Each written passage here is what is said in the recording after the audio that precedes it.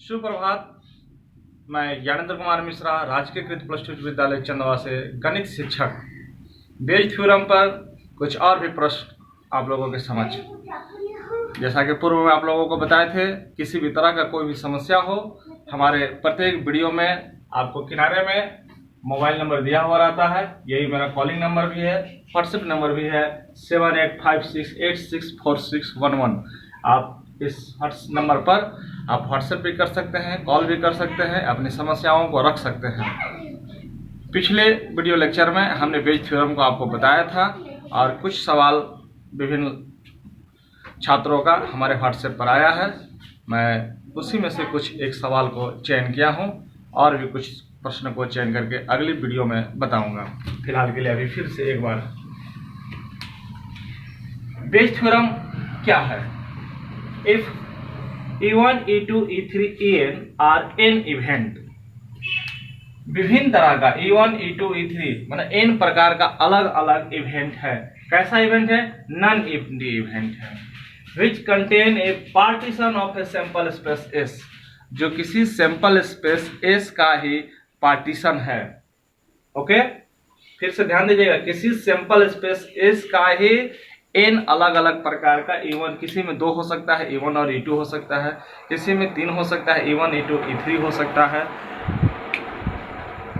ठीक है, आगे और that is E1, E2, E3, En are pairwise disjoint and E1 union E2 union E3 En बराबर that is E1, E2, E3, En are pairwise disjoint. यह बहुत important बात है, pairwise disjoint. Disjoint set किसको कहते हैं? वैसे दो सेट जिनमें एक भी एलिमेंट कॉमन नहीं हो। जैसे कि मान लीजिए कोई अगर E1 और E2 सेट अगर डिसजॉइंट है, इसका मतलब हो जाएगा कि E1 इंटरसेक्शन E2 बराबर 5। इस तरह का अगर कंडीशन है तो इन दोनों सेट को हम कहेंगे कि यह E1 और E2 क्या है? डिसजॉइंट सेट है। यहाँ पर आपको n प्रकार के जितने भी सेट हैं वो सभी सेट क्या है? पेयर वाइज डिसजॉइंट, मतलब सभी आपस में डिसजॉइंट सेट है और सभी का आपस में यूनियन होने पर वो फिर से हमारा सैंपल स्पेस S बन जाता है। ये बात समझने की जरूरत है, तभी हम बेज थ्योरम का इस्तेमाल कर पाएंगे। मतलब कोई सैंपल स्पेस S का अलग अलग प्रकार का अगर इवेंट हो और सभी इवेंट पेयर वाइज डिसजॉइंट हो और सबको मिलाने पर फिर से हमारा सैंपल स्पेस S बनता है, तभी हम बेज थ्योरम का इस्तेमाल कर पाएंगे। जैसे कुछ एग्जांपल, मान लीजिए किसी डाई को आप पासे को फेंकते हैं, थ्रो करते हैं, तो इस सैंपल स्पेस में हमारे पास क्या आएगा? S equal to sample space आएगा 1 2 3 4 5 6। अब मान लीजिए इसमें हमारा 2 इवेंट है, एक E1 बराबर इवेंट आने का 2 4 6 और E2 आने के बराबर होगा ये 1 3 5 विषम संख्या। तो इवेंट और ऑड दोनों अलग अलग इवेंट है और दोनों इवेंट में कोई भी आपका कॉमन इवेंट नहीं है और कोई भी एलिमेंट कॉमन नहीं है और दोनों को मिलाने से हमारा फिर से सैंपल स्पेस S बन जाएगा। तो यहाँ E1 और E2 आपका पेयर वाइज डिसजॉइंट सेट हो गया।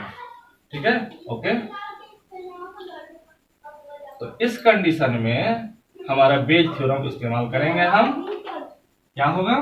PEI by E equal to PE by EI into PEI divided by PE by E1 into PE1 plus PE by E2 into PE2 plus dash dash dash PE by EN into PEN। अब यहाँ समझने वाली बात यह है कि PEI by E क्या है? Probability of event EI, probability of event EI when event E occurs, जब इवेंट E हो जाता है, उसके होने के बाद AI के होने की प्रोबेबिलिटी। उसी प्रकार से PE by E1 क्या है? तो प्रोबेबिलिटी ऑफ इवेंट E, फिर से आपको बताते चले, थोड़ा सा ध्यान दीजिएगा इधर कि PE by E1 इसका मतलब क्या होता है? इसका मतलब यह होगा the probability of event E when E1 occurs, E1 के होने के बाद E का होने की प्रोबेबिलिटी उसको बोलते हैं PE/E1। नेक्स्ट इसी पैटर्न पर अब एक क्वेश्चन भी है आपके पास रखे हैं। क्वेश्चन लेफ्ट साइड में है, यहां देखिए, a man is known to speak truth 3 out of 4, मतलब एक आदमी सच बोलता है 4 बार में से 3 बार सच बोलता है और 1 बार झूठ बोलता है ना। Man is known to speak truth 3 out of 4, 4 बार में 3 बार वह सही बोलता है। इसका मतलब गारंटी है कि 1 बार गलत बोलेगा, 4 बार में 3 बार सही बोल। ही थ्रोज ए डाई, वह पासा फेंकता है, and reported that it is a 6, और वह रिपोर्ट किया, पासा फेंका, पासा फेंकने पर 1 2 3 4 5 6 कुछ भी आ सकता है, लेकिन वह क्या रिपोर्ट किया, 6 रिपोर्ट किया। अब 6 रिपोर्ट किया तो वह सही रिपोर्ट किया या गलत रिपोर्ट किया, उसी का प्रोबेबिलिटी है कि 4 बार में से 3 बार वह सही रिपोर्टिंग कर रहा है और 1 बार रिपोर्टिंग ही गलत कर रहा है, मतलब फॉल्स रिपोर्टिंग कर रहा है। आगे तो find the probability that it is actually a 6, इसकी क्या संभावना है कि सही में 6 आया था। ध्यान दीजिएगा, हम लूडो का पासा फेंका, फेंकने के बाद 1 2 3 4 5 6 यही आएगा, उसमें से 6 आने का जो घटना है उस घटना का आदमी क्या कर रहा है, रिपोर्टिंग कर रहा है, और वह रिपोर्टिंग 4 बार में 3 बार सही रिपोर्टिंग कर रहा है और 1 बार गलत कर रहा है। तो इसकी क्या संभावना है कि वह रिपोर्टिंग सही रिपोर्टिंग कर रहा है। नेक्स्ट सॉल्यूशन आइए, let E event that the man reports that 6 occurs in the throwing of a die। ये वह घटना है जब आदमी रिपोर्ट कर रहा है 6 आने का। ध्यान दीजिएगा, 6 आने का रिपोर्टिंग कर रहा है, 6 आने का रिपोर्ट कर रहा है, 6 आने का रिपोर्ट कर रहा है। इवन क्या है, इवेंट दैट 6 occurs, 6 आने का घटना, और E2 क्या है, 6 नहीं आने का, event that 6 does not occur. ध्यान दीजिएगा, E1 6 आने का घटना है, E2 6 नहीं आने का घटना है, और E क्या है, 6 आने का रिपोर्टिंग है। तो P1 मतलब कि 6 आने की प्रोबेबिलिटी ऑफ इवेंट दैट 6 अकर हो जाएगा आपका 1/6, और P2 6 नहीं आने का क्या हो जाएगा 5/6। नेक्स्ट है PE/E1, यही इंपॉर्टेंट चीज है, समझने वाली बात यही है, क्योंकि यहाँ तक तो मैट्रिक का चीज है। मैट्रिक में इस तरह का बहुत सवाल बना है कि लूडो का पासा फेंके हम और 6 आने का क्या होगा प्रोबेबिलिटी 1/6, 6 नहीं आने का क्या प्रोबेबिलिटी होगा 5/6। यहाँ तक तो समझना बहुत आसान है, ये मैट्रिक का चीज है। नेक्स्ट लेकिन PE/E1, PE/E1 मतलब प्रोबेबिलिटी ऑफ इवेंट E की प्रोबेबिलिटी कब, जब E1 ऑलरेडी हो चुका है। E1 क्या है हमारा, E1 6 आने का, ऑलरेडी 6 आया है, और 6 के आने के बाद रिपोर्टिंग 6 आने का क्या मतलब कि 6 सच में आया है और रिपोर्टिंग भी 6 कर रहा है, अर्थात वह सही रिपोर्टिंग कर कब, PE/E1 probability of event E क्या है हमारा, E है आपका 6 आने का रिपोर्टिंग, 6 आने का रिपोर्टिंग है, और E1 क्या है 6 होने का, नॉट रिपोर्टिंग, 6 आने का।